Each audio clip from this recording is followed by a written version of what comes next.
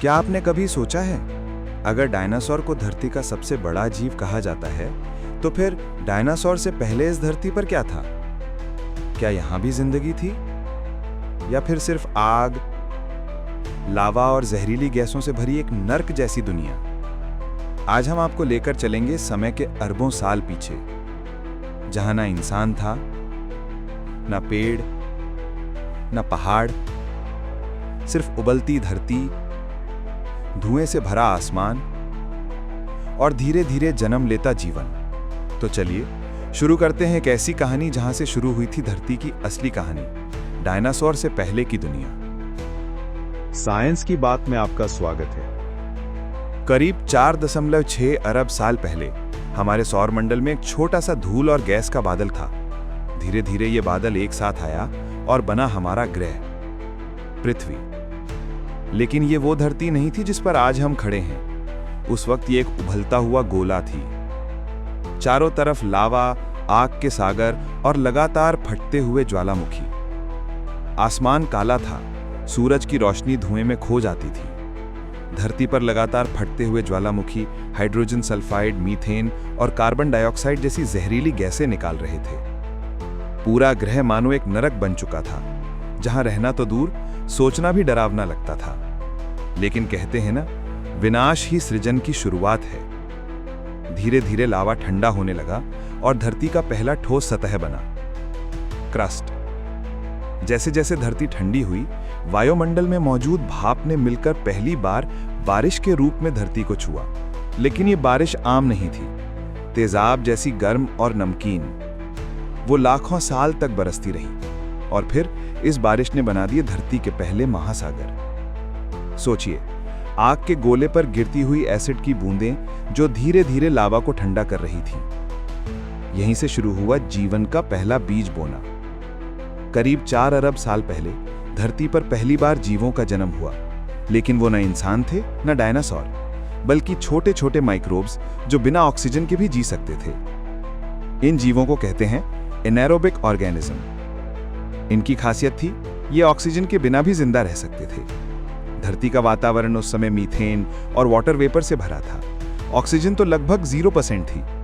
फिर भी ये छोटे छोटे जीव उबलते पानी में भी पनपने लगे। यही वो समय था जब जीवन ने मौत जैसी परिस्थितियों में जीना सीख लिया था। उस समय चांद आज से कहीं ज्यादा नजदीक था, इतना कि उसकी गुरुत्वाकर्षण शक्ति से धरती पर 300 मीटर ऊंचे ज्वार उठते थे। समुद्र लहरों से फटते रहते थे, मानो चांद और धरती के बीच कोई अनदेखी लड़ाई चल रही हो। आज भी हम ज्वार भाटा देखते हैं, लेकिन उस दौर में ये लहरें इंसान की ऊंची इमारतों से भी ऊंची उठती थीं। वो नजारा डरावना भी था और खूबसूरत भी। सोचिए, एक ऐसी दुनिया जहां सूरज है, लेकिन उसकी रोशनी आज से 70% कम हो। धरती हमेशा एक धुंधले अंधेरे में डूबी रहती थी। इस वजह से धरती बेहद ठंडी थी। लेकिन धीरे धीरे सूरज का आकार बढ़ने लगा और रोशनी थोड़ी थोड़ी करके बढ़ने लगी। इसी रोशनी के साथ कुछ नया हुआ। 3.5 अरब साल पहले कुछ बैक्टीरिया ने फोटोसिंथेसिस सीख लिया, यानी उन्होंने सूरज की रोशनी से ऑक्सीजन बनाना शुरू कर दिया। और फिर शुरू हुआ धरती का पहला बड़ा मोड़। जैसे जैसे ऑक्सीजन बढ़ने लगी, वैसे वैसे पुराने एनारोबिक जीव मरने लगे, क्योंकि वो ऑक्सीजन में जी नहीं सकते थे। यही था धरती का पहला सामूहिक विनाश, पहला मास एक्सटिंक्शन।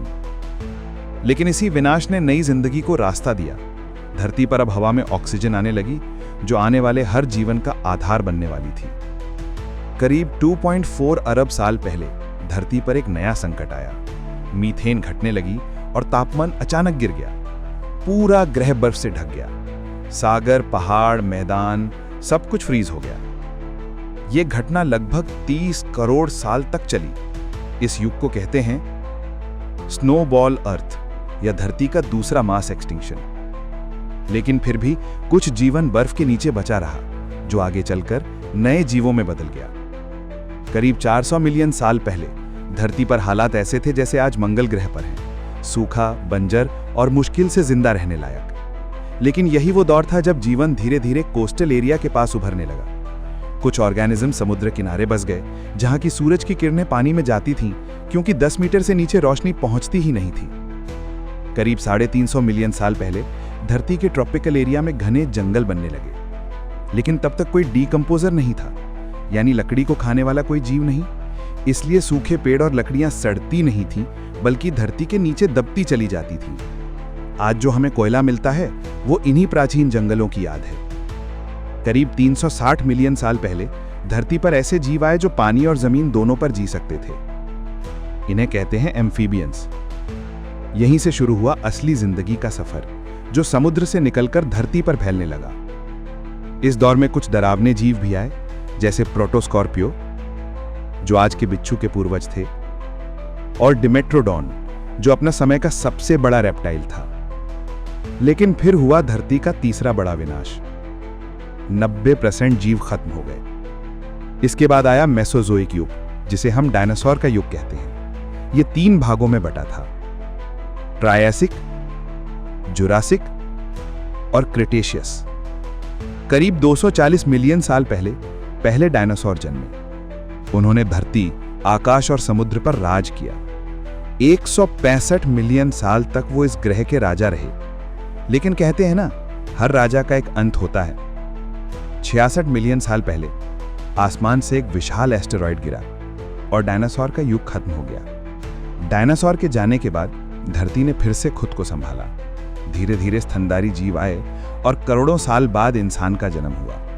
लेकिन सवाल यह है, क्या इंसान इस धरती का आखिरी अध्याय है, या फिर हमारा भी अंत तय है किसी नई शुरुआत के लिए? धरती ने अब तक 5 बार विनाश देखा है, और हर बार विनाश के बाद जीवन ने एक नया रूप लिया है। तो क्या छठा विनाश आने वाला है? क्या इंसान खुद अपनी धरती का अगला डायनासोर बन जाएगा? सोचिए, अगर डायनासोर जैसे शक्तिशाली जीव नहीं बचे, तो हम क्या हैं इस अनंत ब्रह्मांड में? बस एक क्षणिक सांस जो कभी भी खत्म हो सकती है। अब बात करते हैं उन चौंकाने वाले फैक्ट्स की जो इस कहानी को और भी रहस्यमय बना देते हैं। Facts number 1। धरती की उम्र लगभग 4.54 अरब साल मानी जाती है, और इसका 80% इतिहास बिना इंसान के बीता है। Facts number 2। चांद जब नया बना था तो धरती से सिर्फ 22,000 किलोमीटर दूर था। आज 3,84,000 किलोमीटर। Fact number 3। पहला महासागर बनने में 20 करोड़ साल की लगातार बारिश लगी थी। Fact number 4। जब धरती बर्फ से जमी हुई थी, तब भी कुछ बैक्टीरिया गर्म ज्वालामुखी झीलों में जीवित थे। Fact number 5। आज का कोयला, तेल और गैस अरबों साल पुराने मृत जीवों की निशानी है। धरती का इतिहास हमें सिखाता है कि हर विनाश एक नई शुरुआत की कहानी होती है, और शायद यही प्रकृति का सबसे बड़ा रहस्य है।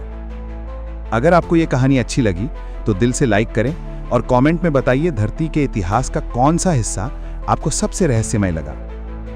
मिलते हैं अगले रहस्य में, जहां सवाल वही होंगे पर जवाब और भी चौंकाने वाले।